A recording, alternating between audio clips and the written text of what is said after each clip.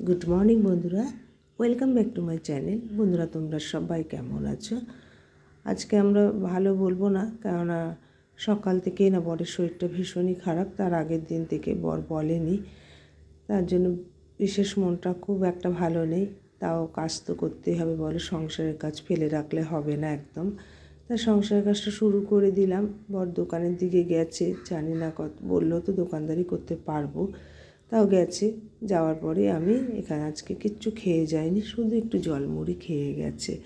তাই আমি এখান থেকেই শুরু করে দিলাম কাজকর্মগুলো, যে না কাজ তো না করলে আমাদের ফেলে রাখতে পারবো না কাজ। তাই ভাবলাম অনেকগুলো জামা কাপড় গোছানোর বাকি আছে, কালকে রাতে গোছানো হয়নি কাঁচা জামা কাপড়, সেগুলো গুছিয়ে ফেলি, তাহলে কিছুটা পরিষ্কার হয়। আর যেগুলো কাচার আছে সেগুলো নিয়ে আজকে খুব বেশি কাচবো না, তার জন্য অল্প একটু কাচার জন্য বাইরে বার করে নেব। তা দেখো বন্ধুরা, আজকে তো অনেকেই আছে ঘরে, মা বোন। বরকে বলেছিলাম যে দোকানে কি আমি বেরোবো, তা বলছে না, জানে যে সবাই ঘরে আছে, যার জন্য আমাকে আর কিছু বলেনি দোকানে যাওয়ার জন্য, সেই গেছে কষ্ট করে। তা আমি এখানে দেখো ভাত বসাবো বলে একেবারে একটা বড় হাঁড়ি নিয়ে নিলাম আজকে, যে ছোটো হাঁড়িতে বারবার তাহলে করতে হবে। তার জন্য বড় হাঁড়িটা নিয়ে একেবারে ভাতটা বসিয়ে দেবো, যেহেতু আমরা সকালে একটু ভাত খাই সবাই। আর একটু আটা ছেনেছি আজকে, রুটিটাও করা হয়নি। বর বললো না রুটি খাবো না, খুবই শরীর খারাপ, বমি টমি করেছে সকালে। তাই আমি বলছি ঠিক আছে, বলছি একটু মুড়ি দাও শুধু। মুড়িটা খেয়েই সে দোকানের দিকে বেরিয়ে গেছে। আর এই যে আমি কাজটা শুরু করে দিলাম, একটু কাচবো বলে বাইরে বার করে দিলাম। আর ঘরটা মুছে নিয়েছি আমি কোনো মতেই। আর এখানে দেখো অল্প কটাই ভিজিয়ে নিচ্ছি, ভিজিয়ে রাখি, পরে কেচে দেওয়া যাবে। তা মা তো বলে যে না আমি কেচে দেবো, আমি আর সেভাবে কাচতে দেই না। তো আমি দেখো ঘর দর তো সমস্ত কিছু মুছে রেখেই দিয়েছিলাম, রান্নাঘরটাই বাকি ছিল। তাই রান্নাঘরটা একটু মুছে বেরিয়ে পড়ি, তাহলে আমি রান্নাটা একটু নিরামিষ তরকারি করে নিয়েছিলাম, যেহেতু রুটির সাথে খাবে বলে সকালে উঠে সমস্ত কিছু তরকারি দিয়ে একটা তরকারি বানিয়ে নিয়েছিলাম, যে একবারে একটু করে নিয়েছিলাম তরকারিটা, দুপুরেও আমাদের হয়ে যাবে। তাই সেটা তো একদম ধরাই পড়ে আছে, একটুকু খায়নি বর। তা দেখো ভাতের জল তো গরম হয়ে গেছে, একটু চাল দিয়ে দিই, ভাতটাও এদিকে হয়ে যাক। মনটা আজকে খুব খারাপ, যেহেতু বরের শরীরটা খারাপ। বরের শরীর খারাপ হলে না আমাদের ভীষণ মন খারাপ হয়ে যায়, কেননা শরীরটা বিশেষ আমাদের মতো তো খুব সুস্থ না, তার জন্যই মনটা খারাপ হয়। আর দেখো এখানে আমি একটু পনির করব আজকে, যেহেতু নিরামিষ তরকারিটা করে নিয়েছি, আজকে নিরামিষই করব। তাই একটু পনির করব বলে একটু কাজু বাদাম নিয়ে নিলাম, একটু বেটে নেব। আজকে বোন পনির এনেছে, অনেকটাই পনির এনেছে, যে সবাই মিলে খাবো বলে অনেকটা পনির এনেছে। কিছুটা পনির আমাদের মতো করে নেব, আর কিছুটা পনির বরের মতন করে নেব। তো পনিরগুলো এখানে আমি কেটে নিয়ে নিই, পিস করে নেব। পিস করে নিয়ে সমস্ত রেডি করে নিই। মশলাটা কিন্তু আমি আগে থেকেই রেডি করে নিয়েছিলাম, আর আলুটাকে সেদ্ধ করে নিয়েছিলাম, সেগুলো চোখলাও ছাড়িয়ে নিয়েছি।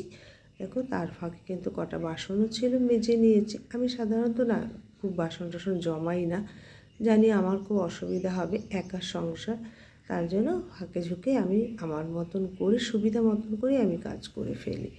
তা দেখো এখানে আমার মশলাটাও একটু মশলা তো রেডি করাই আছে, আর কাজুটা একটু বেটে নিলাম।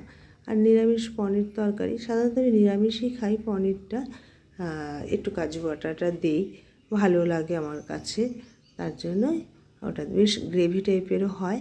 দেখো বন্ধুরা, পনিরগুলো একটু আমি ভাজা ভাজা করে নিচ্ছি, তুলে নেব।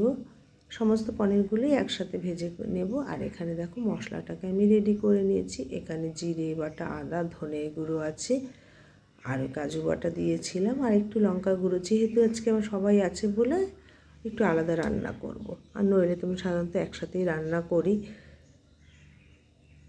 আর এখানে একটু আলুটা ভাজা করে নেব, লবণ হলুদ দিয়ে ভাজা করে নিয়ে মশলাটা দিয়ে, দেখো বন্ধু মশলাটাও দিয়ে কষিয়ে নেব একটু ভালো করে। আর মটরশুঁটি দিয়েছি, পনিরে কিন্তু মটরশুঁটি ভালো লাগে খেতে, তাই আমি মটরশুঁটিটাও দিই। তো দেখো এখানে কষানো হয়ে গেছে, তেলটাও কিন্তু ছেড়ে এসছে, খুব ভালো করে কষিয়ে নিয়েছি, একদম তেল ছেড়ে দিয়েছি। তেল ছেড়ে দেওয়ার পরেই আমি কিন্তু জলটা দিয়ে দিলাম, আর আমার কিছুটা গরম জলও ছিল, সেটাই আমি এতে অ্যাড করে দিলাম। এবার পনিরটা দিয়ে হালকাভাবে একটু নাড়াচাড়া করে আমি জল দিয়ে এটাকে বসিয়ে দেবো। আর জানো তো বর না বাড়ি চলে এসছে, মেয়ে বলল মা বাবা চলে এসছে দোকান বন্ধ করে। দেখো বরের প্রচণ্ড শরীর খারাপ, একটু প্রেশারটাও মেপে নিচ্ছি। প্রেশারটা দেখলাম খুব বেশি না প্রেশারটা, জানো তো, কিন্তু বরের খুব শরীর খারাপ বলে আমাদের সবার মন খারাপ করে। মেয়েও ব্যস্ত হয়ে যায় যে বাবার যদি মানে কিছু একটু হয়, জানি যে আমরা বরের তো মানে সুস্থ শরীর না। আর এদিকে বোনকে বললাম তাহলে তোর প্রেশারটা একটু মেপে দিই, তা বোনের প্রেশারটাও একটু মেপে দিলাম। তা দেখলাম না সবারই ঠিক আছে, বরেরটাই বেশি দরকার আমার। আর সবসময় আমি বরের সুস্থতাই কাম্য করি ঈশ্বরের কাছে, জানো না, যেখানেই যাই না কেন সবার আগে আমি ভগবানকে বলতে থাকি বরকে ভালো রেখো।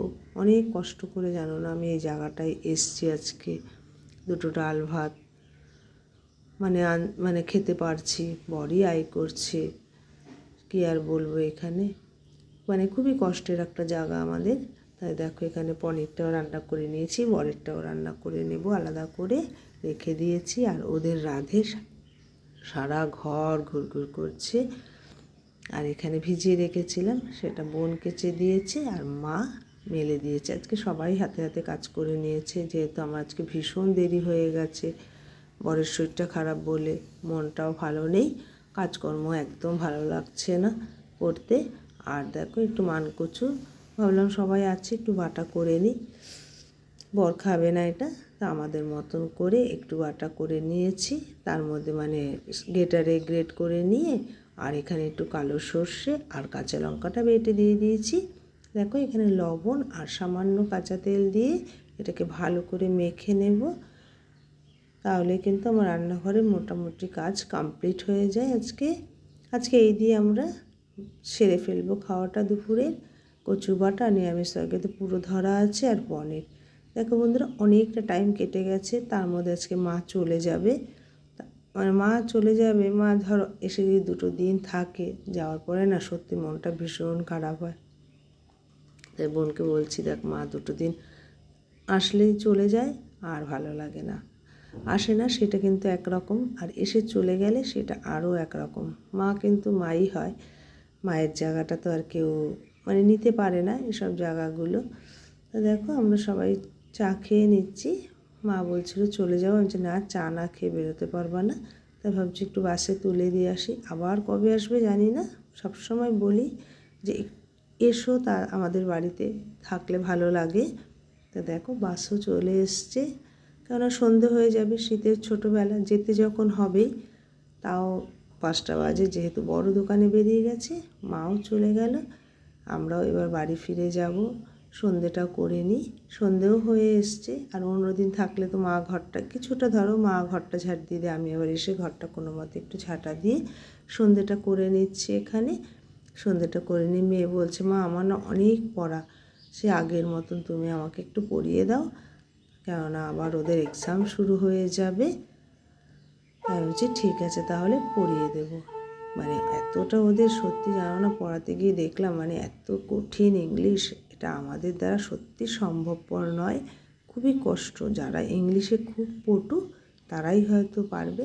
তাও মানে মোটামুটিভাবে চেষ্টা করেছি মেয়েকে পড়ানোর জন্য, কেন ওর সব সময় ছোটোবেলার থেকেই ওর পাশে বসে থাকতাম, পড়িয়ে দিতাম, ও সেভাবেই মুখস্থ করতো। তা এখনও সেই অভ্যেসটাই রয়ে গেছে মেয়ের, যে মা তুমি পড়িয়ে দিলেই আমার মুখস্থ হবে।